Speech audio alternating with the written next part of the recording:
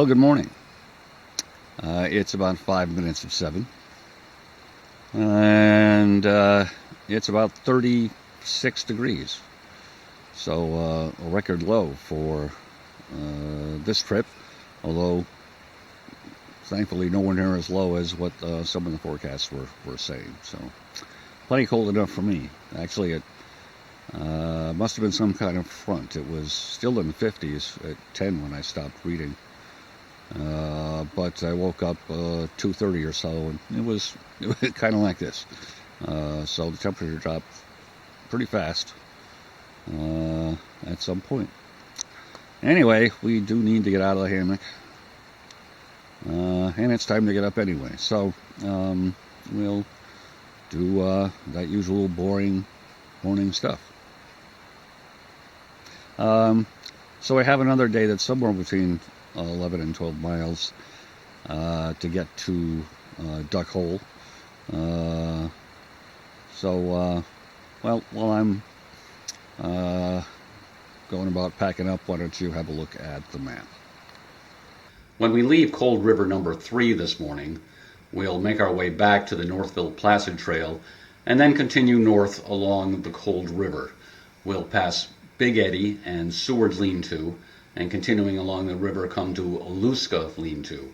We'll leave the river, pass Rondeau Hermitage, and eventually make our way to an intersection with the Ward Brook Truck Trail. We'll pass Cold River 1 and 2 Lean-Tos and come to Duck Hole. Well, I'm finally ready to leave, and it's 8:30.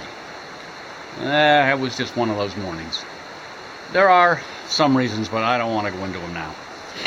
Anyway, looks like we're in for a nice day. Sun's coming up, as you probably can see.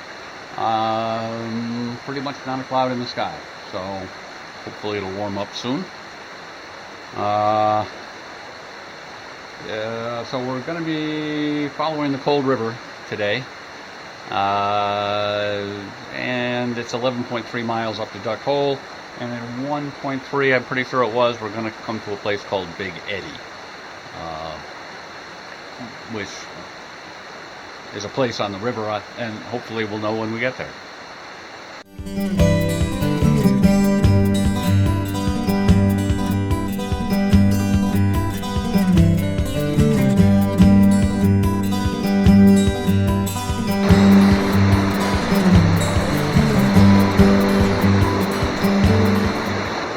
So I think this is Big Eddy,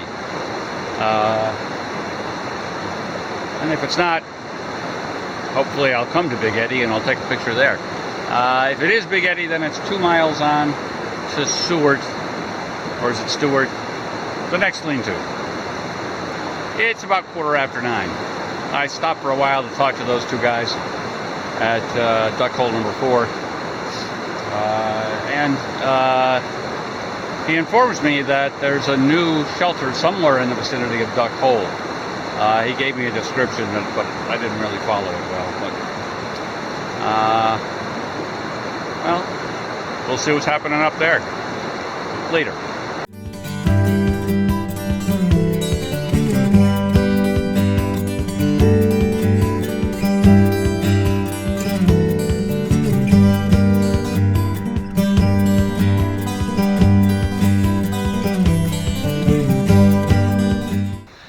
It's 5 minutes after 10, and we've arrived at Seward Lean-To. An older lean-to, I would guess. This is probably one of the ones that is slowly being abandoned and allowed to decay into nothingness. There is a little tenting area here, and a privy, and I did find in 2-3 minutes looking at least 3 places to hang hammocks back there, so it's good for that. So I'm not sure how far this will continue, but I had some hope that the blowdowns that were reported along this section of trail might have been cleared out, but they haven't. So there are 3 or 4 major ones between Big Eddy and here. By this point in time, they all had pretty well-worn bypass trails, and most of those are also flagged with pink survey tape. So it's not that big a deal to make your way around. So we'll see how long or how far up the trail those continue. It's interesting that there are a couple of places where a log or two has been sawn to so you can get through there, but it's a little bit here, a little bit there. There's no large-scale effort to clear stuff out, and to clear it all out would be a very large-scale effort indeed. Temperature's up to 46. I was a little overdressed, so I'm cooling off now.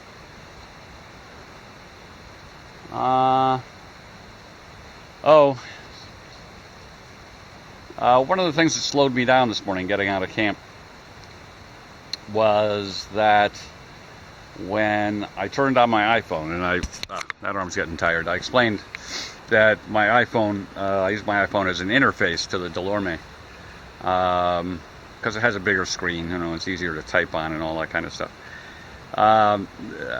So I turned on my iPhone, and the battery read 30%, so I was a little nervous about battery, and I've been keeping it turned off more, just to make sure the battery would last through the end. Haha. So, turned it on, said 30%, went to the Delorme companion program, and the phone went dead. Boom. And then it gave up the little symbol it gives up to say, plug me in now. So, I guess I'm without a phone for the, maybe, temperature affects batteries, of course, so maybe when things warm up I'll get a little bit more juice out of it, but I'm guessing probably not. Now, most of the major functions, well, all the major functions of the Delorme can be done on the unit itself. You don't need the iPhone companion program. So I was able to turn on tracking, and I was able to send a short reply message to Kim this morning. The texting is, it is possible to do, but it's a lot slower. As you don't have a full keyboard, you have to kind of mess around with the cursor and move to the first letter and hit OK, and then move to the second letter and hit OK. It's a very slow and tedious process. Anyway, that's where we are with that. All right, I hear some rapids down by the river. We'll go see if there's anything interesting to see there, and then we'll be on our way. But before we start, I'll tell you where we're going. I'm sure you'd like to know.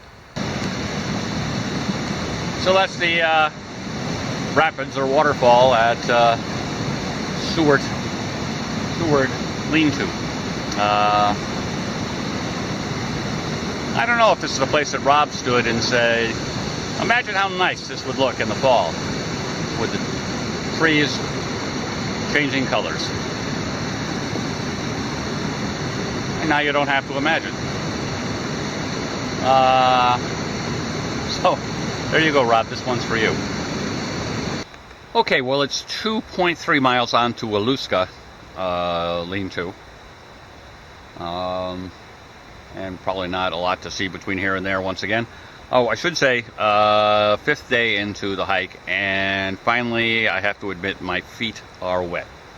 Not from stepping into a stream or a brook or a bog, but because of the rain last night, the brush is wet, and there are places along the trail where the brush is kind of thick. It's not high, it's low brush, but knees down, I'm kind of damp, and that has trickled down into my shoes. So my feet are wet. I did manage to make the whole trip with dry feet.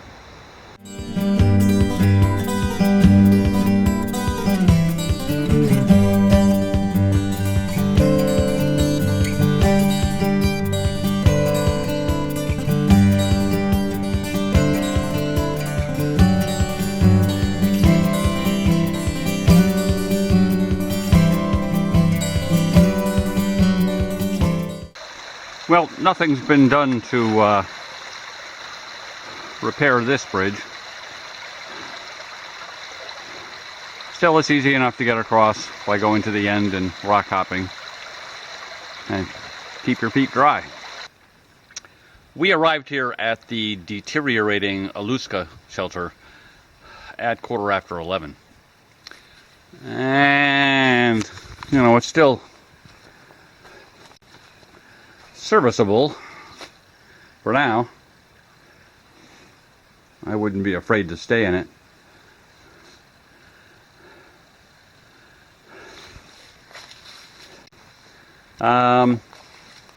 I did find there's not really a big, like, established camping area associated with this, it seems.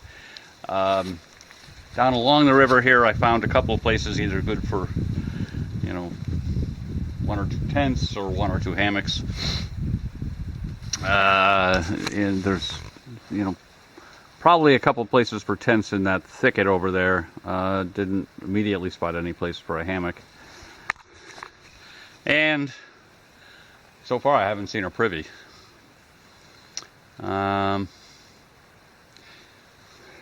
So that last section of trail between Seward and here was rougher than what we've been having.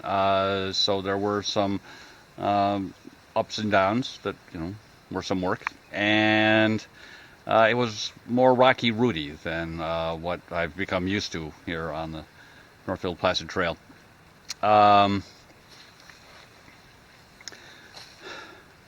there was not the serious blowdown problem that there was on the section south of there. You know, there were a couple places where there were tree trunks across the trail you had to kind of work your way over, but nothing that required a relocation of the trail to get around. So, well, we'll see what the rest of it's like. Well, the weather continues to be wonderful, sparkling. The brush is drying off a little bit, not quite there yet, so my feet are just a little squishy. And I think I'm going to lose the jacket because I was getting a little sweaty. So we have 0.6 of a mile on to the next feature of the trail, which is the Rondo Hermitage. And about halfway, you know, between here and there, we'll be leaving the banks of the cold river, at least for a while. Temperature has risen to about 52 degrees. Well, I guess I blew through that. Well, I took a picture of where some of the memorabilia from Mr. Rondu was stacked up. And I knew there was a plaque, and I assumed the plaque was further down the Northville-Placid Trail, but apparently not. It must have been somewhere off trail in that area, and so I just went right by. Oh well. So from here, the next feature is a trail junction, which is 3.4 miles from here. So that's a long slog without much to see. The trail conditions improved almost immediately once we left the side of the stream.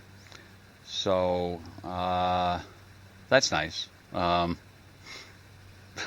I'm always commenting on you know, the strollability of a trail. I just like it if I can walk. And it's now about 11:15.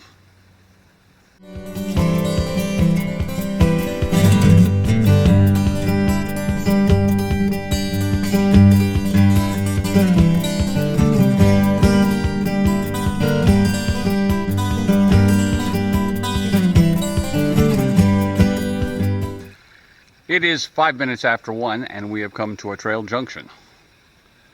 So our trail continues on to Cold River Lean-Tos number 1 and 2, and the Duck Hole Lean-To mentions number 1 there. There's a number 2, and I guess now maybe there's another one. Anyway, way. This, there's a trail up that way that my spreadsheet calls the Ward Brook Truck Trail. I have no idea where I picked up that name from. Stuck it into my spreadsheet, but that leads to the oddly named number 4 lean-tos. So there's a number 4, number 1, and a number 4, number 2. And a couple other lean-tos, and then a trailhead out there, and 8.7 miles, which looks like an interesting trail. Maybe we'll take it someday. Anyway, so we're actually closer to the end than I thought we were, and we'll go on to the Cold River shelters. I guess they're readily accessible right here from the Northville-Placid Trail. We'll see. It's 25 after 1, and we were at Cold River number 2. So it's one of your older ones. Not a lot of camping around. A couple of places for tents. Nothing I found for a hammock. Didn't look hard. There is an open style privy hidden out back, painted dark brown, making it easy to find. Like the shelter itself, it's just one they painted for some reason. The guidebook makes it sound like 1 and 2 are like next to each other, but I haven't seen one. We'll keep looking. The guidebook also lets me know that since we came to that last junction, we've been on a trail that's also a horse trail, so it recommends watching your step. We'll try to do that. Okay, a little over a mile to go then. Well, number 1 was just a short distance away on the other side of the trail. Pretty typical. This one's only painted on the outside, not the inside for the most part. Picnic table doesn't look very useful. And there's, again, not a lot of camping. Either tenting or hammocking. That seems evident. There does seem to be an enclosed privy out back.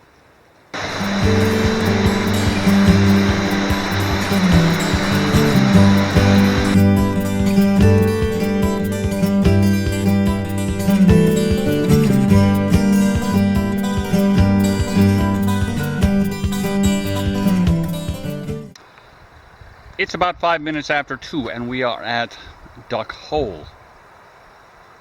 And I'm a little confused. I think there's a shelter missing. So there's one here, and it looks like it's had some work done on it recently, I would say. There's some fairly new wood, and those shingles don't look very old. But there's supposed to be another one that I think should be in plain view, you know, over there in the field. And it's not there. Or is there a second one anywhere else that I've seen?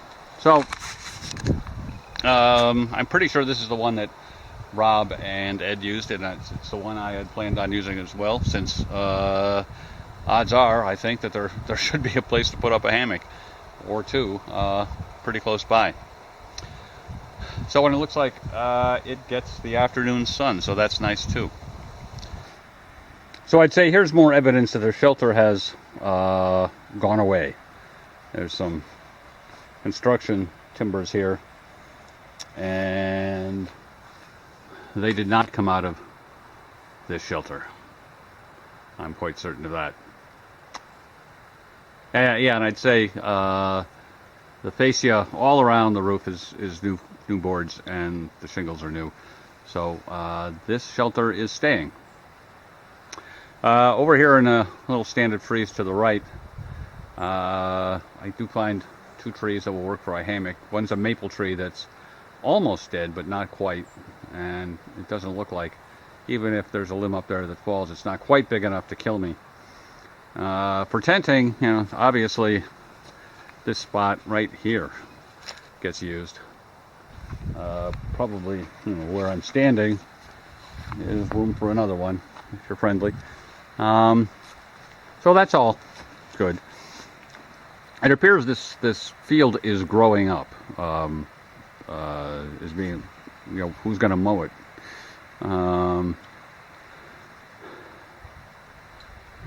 So the view here will change over the next few years. But while I'm still in my hiking clothes, I'm going to go down and take a look at the dam. So out in the middle of the meadow, there's these two large bags that I'm guessing are full of construction debris that will at some point get picked up by helicopter. Beats packing it out. So that's what's left of the dam. Kind of impressive structure. If you don't know the story, that dam used to hold back a pretty good sized lake, as you can see.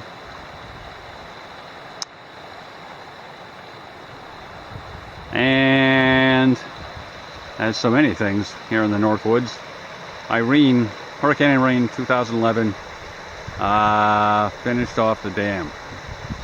Sent lots of water down the cold river. And they're not going to rebuild it.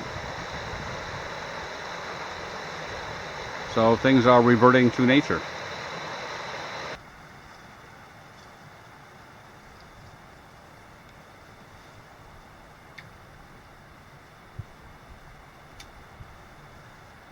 The sun is going to come right in this shelter, which right at the moment I'm appreciating it. It's just a little above the roof line. In a few minutes it's going to be blinding me. Still feels good though.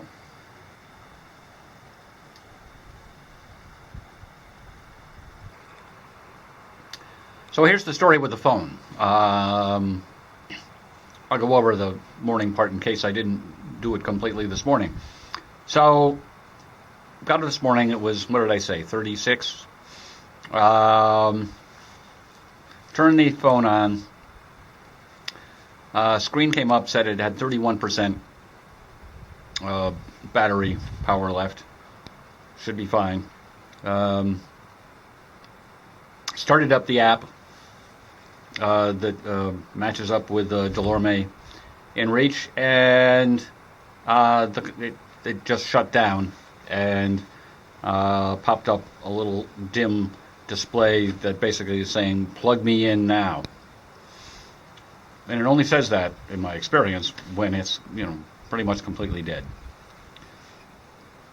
So I put it away, and, we walked all day and got here, and we have this nice, warm, sunny location, and I put the phone out in the sun for, not a long time, and turned it on. And it came up, and it said it had 40% battery remaining. So I was able to use it and send a message to my wife,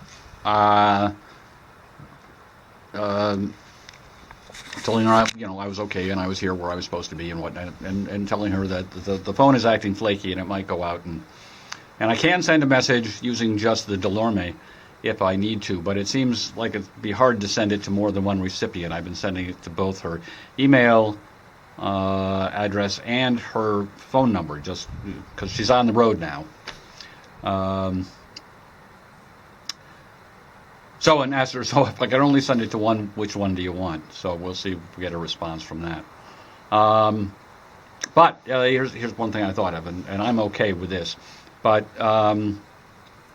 if you gonna use the Delorme InReach with a companion device, and it's the easiest way to go, make sure that you have critical address, contact information in the Delorme device itself. Because when they're paired up, you can use anything in the iPhone here, address book. But if they're not connected, then you're stuck to only using the contact information that's actually inside the device. So make sure you get the critical stuff in there, or you could be screwed. Ugh. All right. Well, we're gonna continue to lounge around and enjoy the sun. And eventually, we'll need to put up the hammock and I don't know what else. Eventually, eat dinner.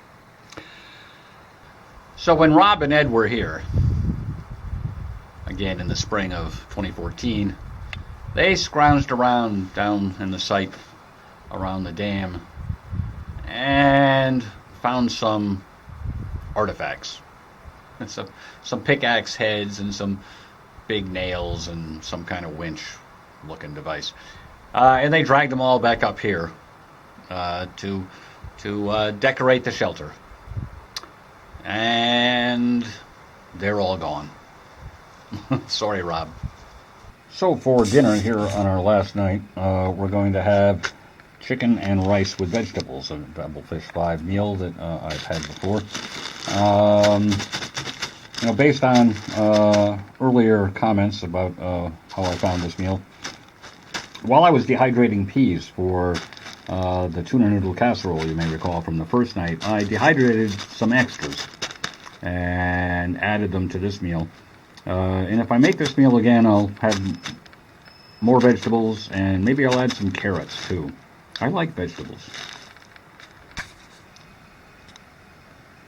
Well, it seems impossible to get this in a good light. But we're taking our usual approach and putting the meal in the pot and adding water and, in this case, since it's a rice-based dish, a lot of water. So there it is. I hope there's enough water in there. So we'll let that sit for half an hour. In a cozy, of course. So there it is, fully reconstituted. It is a little soupy, but it's hard to get these things perfect. And once again, if somebody served you that and said it was soup, you'd say it was too thick. So that's going to wash out, but the sun is just going down over there. Okay, so we'll eat this, and, well, that'll be about it for today, besides packing up and going to bed. Okay then, it's 10 after 6. Not quite hiker midnight, but, hiker hanging out time. So we got about 4 hours more reading to do. I'm just finishing up my second book of the trip. So unfortunately I brought 3. Let's see. So I often don't do a full follow-up and right away. Let's see. I don't what to say. It was a good trip. Well, that's kind of bland, isn't it? Having spent enough time studying and whatever, I can't say there's a lot that surprised me. Watching other videos like Rob's that I keep mentioning. But it was beautiful, and I'm glad I hit the leaves right. The weather's been fantastic. Just cold enough to let me know that it's cold. Days have been nice. Nobody out here. So I mentioned that the 2 guys who were in Cold River number 4 down by the suspension bridge, and I then stayed in 3. So that's 2 people I met. I didn't actually meet them hiking, but they had to walk in there. They didn't come in by helicopter. And this afternoon I passed 3 southbounders. 3 young gentlemen. And that's it. That's all the people I met on the trail. In shelters, on the trail, whatever. Not counting the people who passed me in cars on the road. So, that's not a lot of people.